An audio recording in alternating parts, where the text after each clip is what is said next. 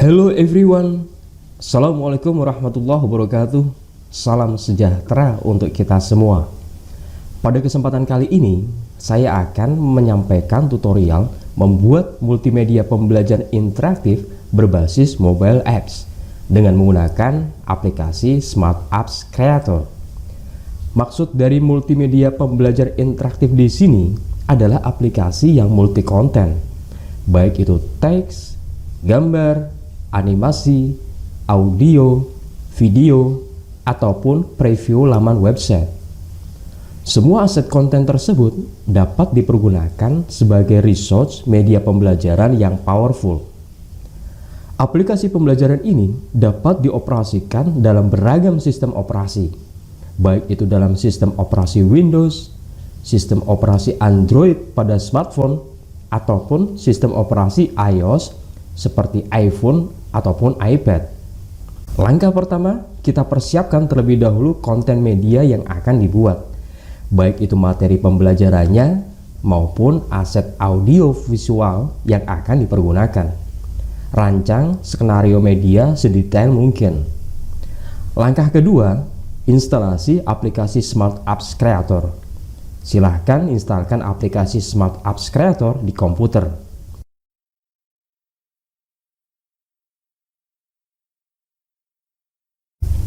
Langkah ketiga, operasikan aplikasi Smart Apps Creator. Di sini kita akan mulai membuat multimedia pembelajaran interaktif dengan menggunakan aplikasi Smart Apps Creator. Buka aplikasi Smart Apps Creator. Hal pertama yang harus diperhatikan adalah welcome page. Di sini kita disajikan pilihan aspek rasio. Apakah aplikasi yang akan dibuat untuk iPad, untuk iPhone, atau untuk Android? Apakah konten media yang akan dibuat secara horizontal, vertikal, atau mix keduanya? Di sini saya akan membuat aplikasi untuk Android phone secara horizontal. Lalu klik submit. Nah, ini adalah work area Smart Apps Creator. Layoutnya seperti PowerPoint. Kanvas putih ini adalah konten area. Di bagian atas adalah menu utama beserta toolsnya. Panel sebelah kiri adalah menu navigate dan panel sebelah kanan adalah menu property. Di sini saya akan membuat 5 section. Klik kanan pada area navigate, lalu pilih new section. Ubah nama-nama masing-masing section agar lebih mudah diidentifikasi.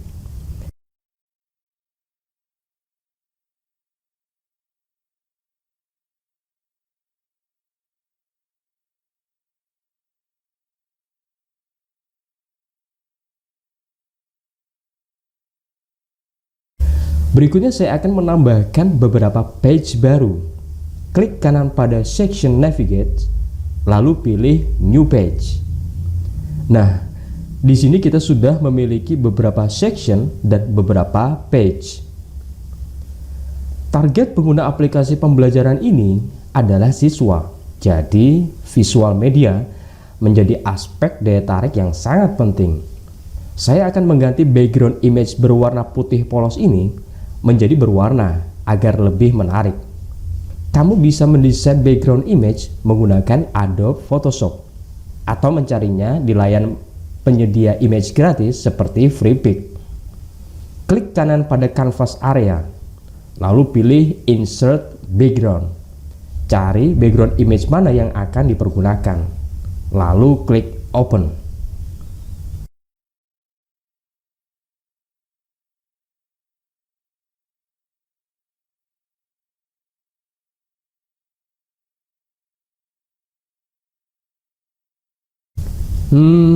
Jangan lupa untuk menyimpan project. Klik kanan icon Smart Apps Creator yang terdapat di pojok kiri atas, lalu pilih Save. Tentukan direktori penyimpanan, berikan namanya, lalu klik Save. Berikutnya saya akan memasukkan teks. Pergi ke menu Insert, lalu pilih teks. Tentukan jenis teks yang akan dimasukkan. Apakah horizontal text atau vertikal. Ketikkan teks di dalam area berikut.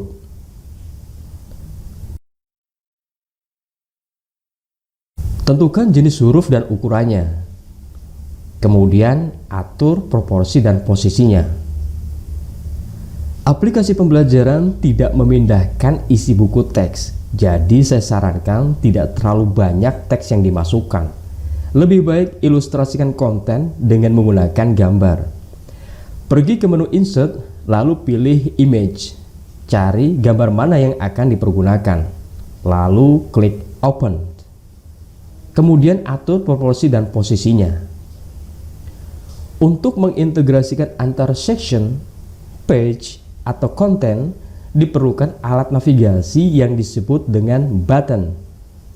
Pergi ke menu Insert, lalu klik Button. Pilih gambar mana yang akan digunakan sebagai button atau tombol navigasi. Button ini akan difungsikan sebagai tombol navigasi interaksi.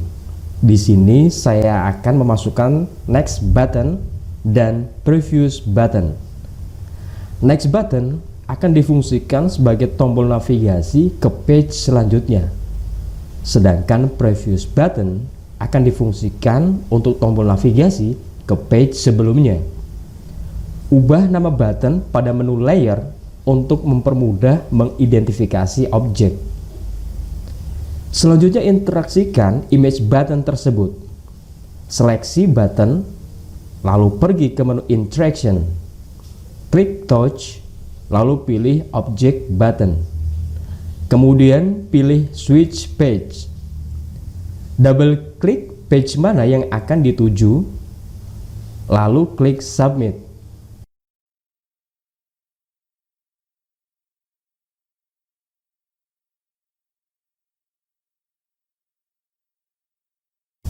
Kita cek apakah interaksinya sudah berhasil. Klik Preview untuk masuk ke mode emulator. Well done. Jadi di sini logikanya, jika user mengeklik button, maka akan berpindah ke page selanjutnya. Klik icon ini untuk kembali ke mode editor. Beberapa orang ada yang merasa lebih fokus belajar jika ditemani dengan alunan musik. Pergi ke menu page, lalu klik background musik. Pilih musik mana yang akan digunakan sebagai background musik. Lalu klik Open. Kita cek. Penggunaan background musik ini bersifat opsional. Jika memang dirasa diperlukan, silahkan dipergunakan. Namun jika malah mengganggu konsentrasi, sebaiknya diabaikan. Konten yang dimasukkan ke dalam page sebaiknya dilengkapi juga dengan audio narator. Jadi tidak hanya teks dan gambar, tetapi juga dilengkapi dengan suara narator yang menjelaskan secara deskriptif. Pergi ke menu Insert, lalu klik Audio. Pilih file audio, lalu klik Open. Perbedaan antara background musik dengan audio adalah di aksesibilitasnya. Audio hanya bisa di-play di page atau di section tertentu, sedangkan background musik bisa play di semua section dan page. Selanjutnya interaksikan audio agar bisa di-play. Masukkan button narasi, atur posisinya, lalu pergi ke menu Interaction. Klik Touch, lalu pilih objek audio narasi. Kemudian pilih Play, lalu klik Add. Kita cek. Masalah sosial dapat didefinisikan sebagai kondisi sosial yang dipandang masyarakat berbahaya dan harus diatasi. Well done. Jadi logikanya di sini, jika user mengeklik button narasi, maka audio narasi akan play. Selain teks, gambar, dan audio, di aplikasi Smart Apps Creator bisa juga memasukkan konten video. Saya akan memasukkan video ke dalam section Start Page.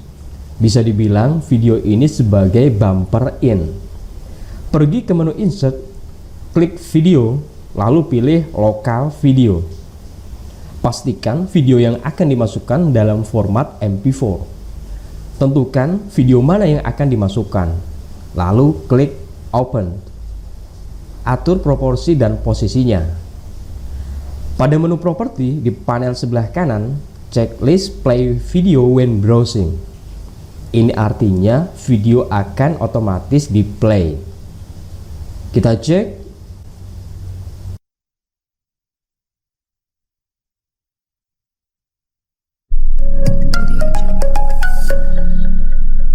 Well done. Konten video juga bisa menggunakan dari video YouTube. Saya akan menggunakan video YouTube sebagai apersepsi materi sebelum masuk ke pembahasan utama. Cari video YouTube yang akan dipergunakan. Halo sahabat rumah belajar, jumpa lagi bersama Pak Fah. Salin link addressnya, kemudian pergi ke menu Insert, pilih YouTube Video, masukkan URL address video YouTube, lalu klik Submit. Atur proporsi dan posisinya. Video YouTube ini hanya bisa di-play ketika sudah di-build up menjadi aplikasi. Ada kelebihan dan kekurangan dalam menggunakan dua jenis video ini. Jika menggunakan lokal video, kelebihannya aplikasi bisa di-play secara offline, tidak perlu koneksi internet. Namun kekurangannya, ukuran aplikasi akan menjadi semakin besar, tergantung dari durasi dan ukuran video. Sedangkan jika menggunakan video YouTube, kelebihannya ukuran aplikasi tetap ringan. Namun kekurangannya, aplikasi harus online untuk bisa mengakses konten video YouTube. Silahkan pertimbangkan dalam penggunaannya. Dalam media pembelajaran, aspek visual menjadi hal yang sangat penting. Salah satunya adalah animasi objek. Saya akan menganimasikan objek gambar berikut. Seleksi objek yang akan dianimasikan, lalu pergi ke menu Animation. Pilih jenis animasi, atur efeknya, kemudian klik Add. Checklist play animation when browsing. Ini artinya animasi akan otomatis di play. Kemudian checklist hide object when browsing. Ini maksudnya objek gambar ini akan disembunyikan terlebih dahulu. Objek gambar akan keluar dengan animasi yang menyertainya. Kita cek. Well done. Selanjutnya saya akan membuat evaluasi. Evaluasi ini berfungsi untuk melihat tingkat ketercapaian kompetensi dan penguasaan pemahaman materi. Membuat evaluasi di aplikasi Smart Apps Creator ini diperlukan pemahaman logika tingkat lanjut. Saya akan membuat 5 soal pilihan ganda dengan 5 opsi jawaban. Masing-masing soal poinnya 20, jadi total skornya adalah 100. Saya asumsikan saya sudah memiliki 5 page soal pilihan ganda. Terlebih dahulu persiapkan image notifikasi untuk jawaban benar. Sesuaikan posisinya, atur menjadi hide object when browsing. Masukkan juga image notifikasi untuk jawaban yang salah. Sesuaikan posisinya, lalu atur menjadi hide object when browsing. Berikutnya, masukkan sound effect. Masukkan sound effect untuk notifikasi jawaban benar. Sesuaikan posisinya, atur menjadi hide object when browsing. Masukkan juga sound effect untuk notifikasi jawaban yang salah. Sesuaikan posisinya, atur menjadi hide object when browsing. Langkah selanjutnya, buat hotspot untuk opsi jawaban salah. Atur posisinya, kemudian ubah nama hotspot untuk mengidentifikasi. Buat juga hotspot untuk opsi jawaban benar. Letakkan tepat di atas hotspot jawaban salah. Jangan lupa ubah nama hotspot untuk mempermudah mengidentifikasi. Kemudian masukkan global counter untuk scoring. Atur proporsi dan posisinya. Berikutnya, interaksikan hotspot dengan objek counter. Seleksi hotspot benar, kemudian pergi ke menu interaction. Klik touch, pilih objek counter, lalu pilih increase counter. Masukkan 20 poin, lalu klik submit. Langkah selanjutnya, animasikan objek image untuk notifikasi benar dan salah. Seleksi image notifikasi benar, kemudian pergi ke menu animation, pilih fade in, lalu klik add. Animasikan lagi dengan mengeklik fade out, lalu klik add. Lakukan hal yang sama untuk image notifikasi salah. Seleksi image notifikasi salah, kemudian pergi ke menu animation, pilih fade in, lalu klik add. Animasikan lagi dengan fade out, lalu klik add. Jadi di sini saya membuat pop-up notifikasi, image notifikasi benar dan notifikasi salah. Masing-masing memiliki dua animasi, yaitu animasi fade in dan animasi fade out. Selanjutnya, interaksikan antar hotspot dengan image notifikasi. Seleksi hotspot benar, kemudian pergi ke menu interaction. Klik touch, pilih objek image notifikasi benar, pilih play animation, lalu klik add. Berikutnya klik hotspot salah. Klik touch, pilih objek image notifikasi salah, pilih play animation, lalu klik add. Jadi di sini saya mengintegrasikan hotspot dengan image notifikasi. Jika user mengeklik hotspot benar, maka image notifikasi benar akan muncul. Namun jika user mengeklik hotspot salah, maka image notifikasi salah yang akan muncul. Langkah terakhir, interaksikan hotspot dengan sound effect. Seleksi hotspot benar, klik touch, pilih objek sound effect benar, pilih play, lalu klik add. Lakukan hal yang sama untuk hotspot salah. Seleksi hotspot salah, klik touch, pilih objek sound effect salah, pilih play, lalu klik add. Oke, kita cek. Masuk ke mode emulator. Klik hotspot jawaban benar, maka akan keluar image notifikasi benar dan sound effect jawaban benar. Demikian pula jika user mengeklik hotspot jawaban yang salah, maka akan keluar image notifikasi salah dan sound effect jawaban yang salah. Selain dari itu, user yang menjawab benar, maka otomatis nilai akan bertambah. Masalahnya, nilai ini akan terus bertambah karena tidak terkunci. User bisa berkali-kali memilih jawaban benar dan nilai akan terus bertambah. Kembali ke mode editor. Seleksi image notifikasi benar, lalu klik animation end. Masih ingatkan, image notifikasi sudah dianimasikan sebanyak 2 kali. Yang pertama fade in dan yang kedua adalah fade out. Atur untuk animation yang kedua, lalu klik submit. Kemudian pilih objek image notifikasi benar, lalu pilih switch page, double klik page soal selanjutnya, lalu klik submit.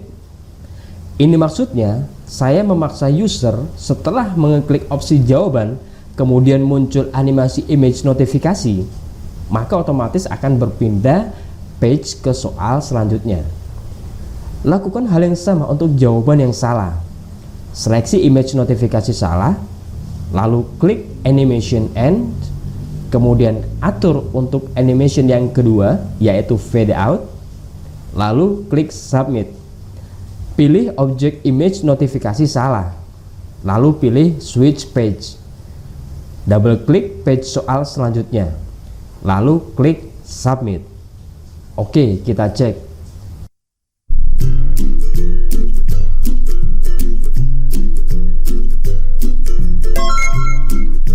Nah, di sini terlihat ketika user mengklik opsi jawaban, maka otomatis akan langsung berpindah ke page selanjutnya.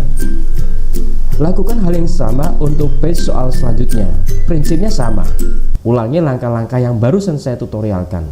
Seperti yang sudah saya sampaikan, bahwa section evaluasi ini memerlukan kemampuan logika tingkat lanjut. Jika masih kesulitan memahami, silakan diulangi lagi penjelasan saya sebelumnya. Langkah terakhir adalah build up APK.